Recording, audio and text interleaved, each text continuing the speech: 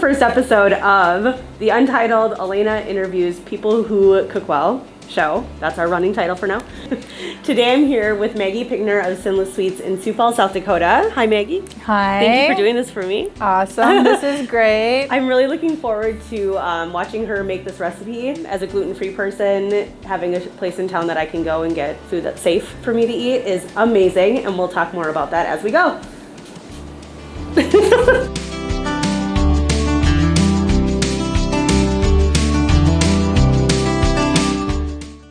So this has definitely been one of my more popular recipes that I've had here at the store. And we're doing stuffed shells. So these are the pasta that I'm using today. It is gluten-free, it comes from Italy, it's so good. We do sell these in the store, but that's another topic for another time. Anyways, so first of all, here I just have our little ricotta mixture. Quotes around ricotta because it's totally vegan. So here in our store we use a lot of chickpeas. We go through a lot of them because I do use the liquid from them in our baking. Again, another story for another time. So I tend to use chickpeas in a lot of our recipes. It's also a great way to add some extra protein, sneak some in there for the little kiddos. So here I just have some cashews, which we soaked overnight and then put in our food processor. And then I also have some chickpeas, which I kind of just roughly smashed. So we still had like some texture in there. So I have probably about 2 cups of cashews and probably about 6 cups of chickpeas in here. And then I have some nutritional yeast. You can just measure that with your heart. That gives us like the cheese flavor. I have some oregano in here and a whole bunch of garlic because I'm a garlic girl. And then I'm also going to add this cheese here. This is my absolute favorite cheese. Totally not sponsored. Maybe I'll show the back instead. But yeah, this is my favorite vegan cheese. It has a great taste and it totally like melts and isn't like just like weird. So we're gonna add some of this in there. And then we're just gonna mix this up here. And you do want to keep your mixture pretty solid. If it's obviously like too thick, you can definitely add some water or some vegetable broth. Whatever is easier for you. I just add some water.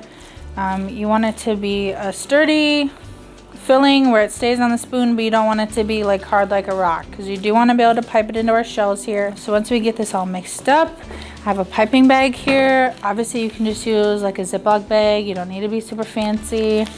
So we're gonna open this up here.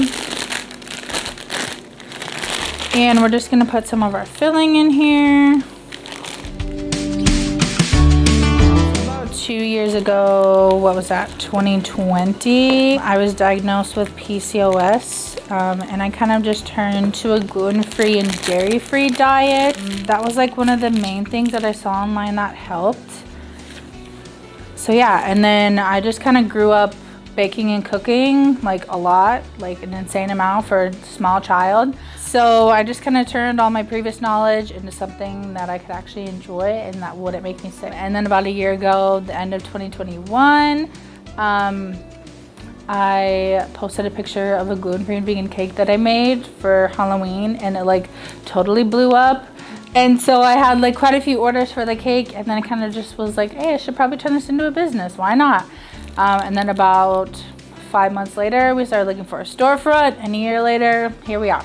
So kind of a like fast moving journey, but it's totally worth it. And I absolutely love what I'm doing.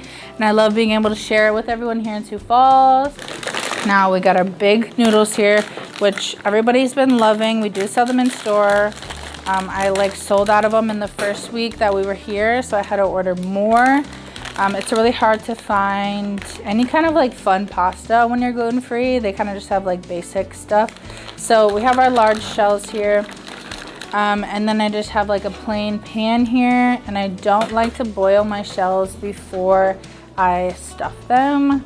I just stuff them raw just like this. And we're gonna cut a pretty big tip in our piping bag here. We're gonna take our shells and we're just gonna put a little bit of filling in them. And we're just gonna line them in our pan here. This is the boring and tedious part, but it'll be worth it, trust me.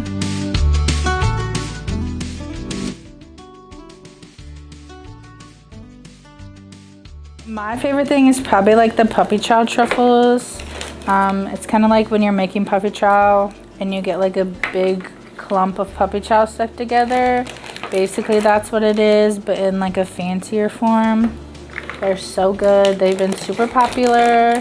Or I just made like pumpkin cream pie sandwiches.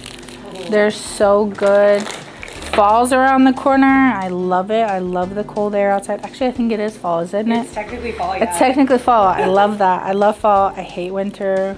That's the worst thing about the Midwest is the snow. Yeah. So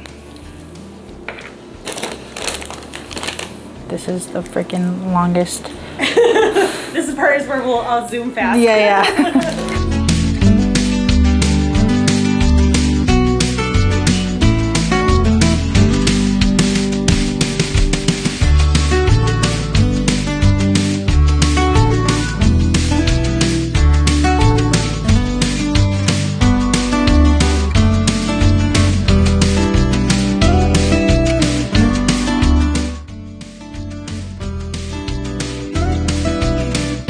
So now that we have all of our shells filled here, this is the easy part. So I have just some homemade tomato sauce here, which is a lot easier than you may think it is. So what I do is I just take a plain pan, I throw some tomatoes on there. If you have like cherry tomatoes, you can throw them on there whole. Just take the little stems off them. If you have like big tomatoes, just chop them up into big chunks. Throw them on a pan, throw some olive oil over them, some garlic, some oregano, whatever you want to add. Throw them in the oven at like 400 degrees until they're like nice and toasty. You'll be able to smell when they're done. You can definitely take the skin off if you want after that, but I just leave it on. It's a lot easier. Then you can throw them in a blender. We have a big food processor here. Blend it up till it's a liquid, and that's it. Like, it's so simple and it's so delicious. If you have a bunch of tomatoes left over from this summer, definitely try it out. Or if you have some tomatoes that are about to go bad, definitely try this out as well. So now we're gonna take our sauce here and we're just gonna pour it over our shells.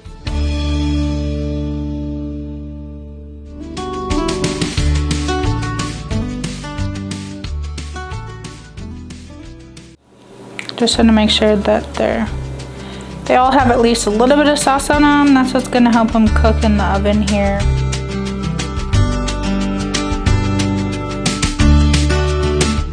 Perfect. And if you want to, you can add a little bit extra cheese on the top, or you can sprinkle some nutritional yeast. I know we kind of use that as like Parmesan here. And then these are gonna go right into the oven. I have it set at 400 degrees. We're gonna put them in there for about 20-25 minutes, or until your noodles are nice and soft. So.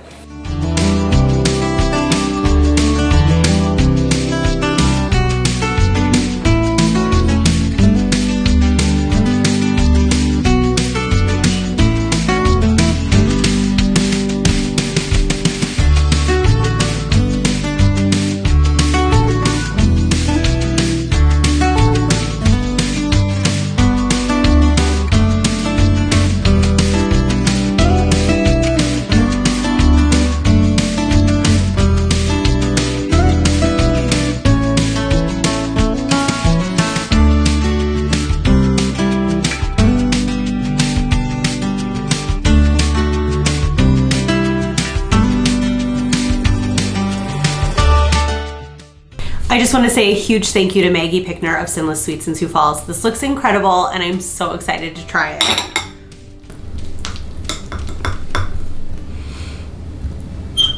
Some filling.